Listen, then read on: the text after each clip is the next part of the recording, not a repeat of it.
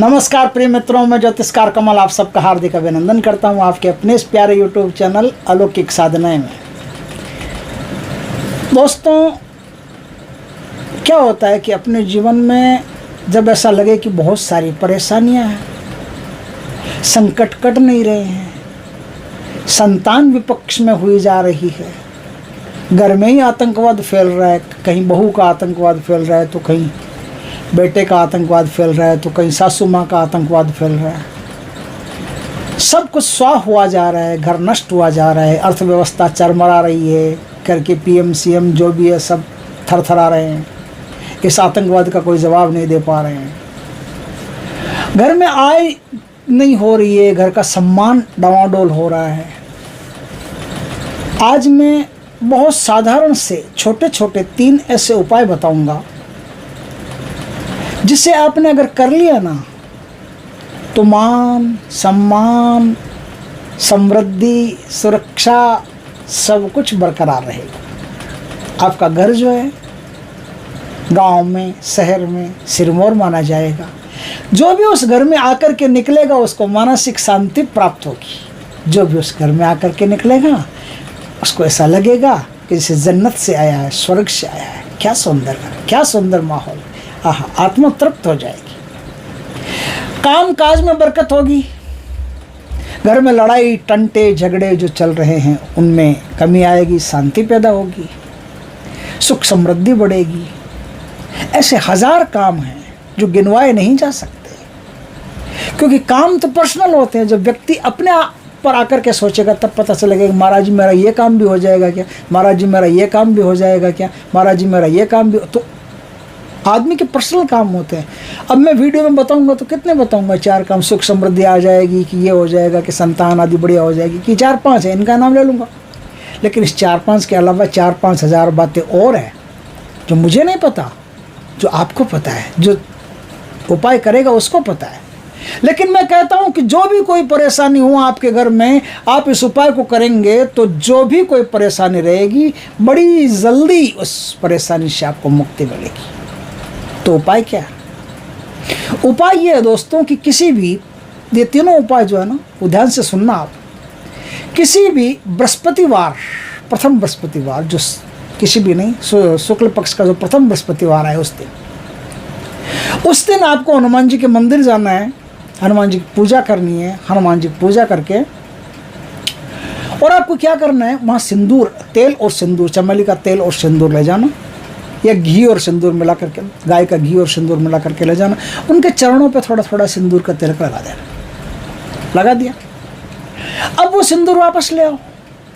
वापस ला करके उसी दिन, उसी गुरुवार के दिन, जैसे सुबह अर्ली मॉर्निंग ये काम करना है आपको। अर्ली मॉर्निंग ये काम कर लिया, सुबह सुबह मंदिर खुल जाते हैं, आरती वारती हो जाती है, तो उस समय ये काम कर लीजिए। पंडित जी से बोल लीजिएगा थोड़ा थोड़ा सिंदूर। पंडित जी अगर कोई कई मंदिरों में ऐसे नाटकबाजी रहती है कि मूर्ति को नहीं छू सकते, ये नहीं कर सकते, वो नहीं कर सकते, तो आप पंडित जी को बोल देना ये अपना 10-11 रुपये पकड़ो, जो भी आपकी दक्षिणा है वो लीजिए और थोड़ा थोड़ा सिंदूर आप लगा दीजिए।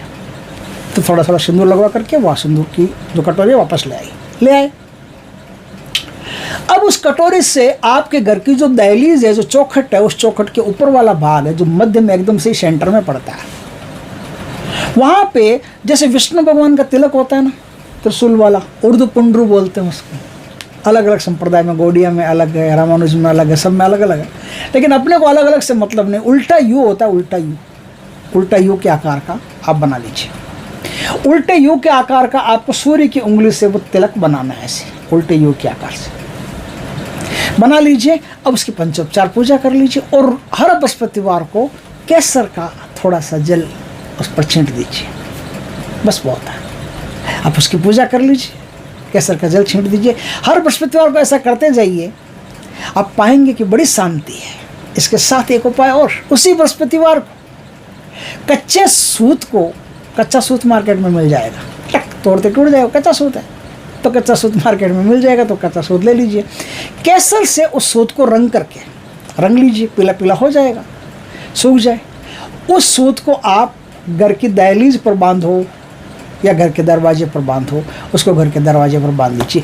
ये दोनों चीज़ें सुपर पॉजिटिव एनर्जी को आपके घर में प्रवेश करा करके नेगेटिव एनर्जी को रोकने में बड़ा गजब का काम करती है। अब नेगेटिव एनर्जी कैसे जाएगी तो बताता हूँ। आपको क्या करना है प्यारे मित्रों, मित्रों बोलता हूँ तो किसी को कोई आपत्ति हो तो भाई आपत्ति मत करना, ऐसा ही आदत है मित्रों मित्रों बोलने की। आपको क्या करना है, जैसे एक अंक है 8,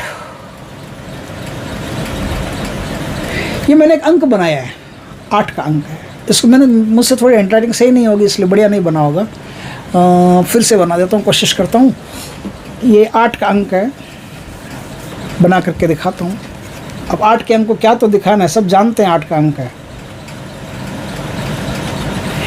ये एक एनर्जी का साइन है 8 का अंक, जैसे 8 का अंक होता है ना वैसा है, लेकिन एनर्जी का साइन है। समझ गए बात का? आपको ये एनर्जी का साइन नील जो होती है ना, नील, अब कुछ लोगों को समझ में नहीं आएगा। कपड़ों को नीला करने के लिए, जैसे धोती वगैरह हमारे यहाँ बुजुर्ग पहनते हैं, तो उनको नीला करने के लिए पानी में नील डाल करके उसको नीला करते हैं, या फिर घर में जो सफ़ेदी करते हैं उसमें भी नील मिलाते हैं, हल्का हल्का नीला नीला रहे, शांत कलर है, मस्त बढ़िया लगता है। तो वो नील बाज़ार में मिलती है, वो नील आप ले आइए। उस नील से जैसे आटे को बिखेरते हैं ना, वैसे बिखेर करके आपको एक साइन बनाना है।